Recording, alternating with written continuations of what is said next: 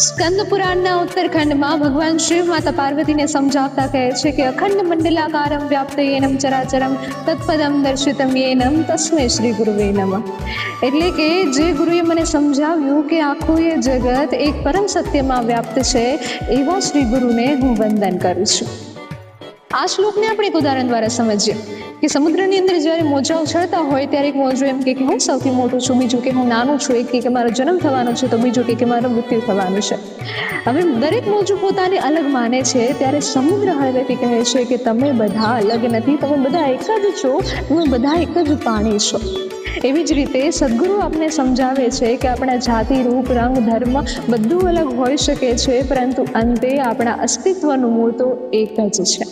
સમુદ્ર જેમ નવું પાણી નથી બનાવતો, પરંતુ સમજાવે છે કે તમે મોજું નથી, પાણી છો, એવી જ રીતે સદગુરુ આપણને સમજાવે છે કે તમે બધા અલગ નથી, એક જ છો.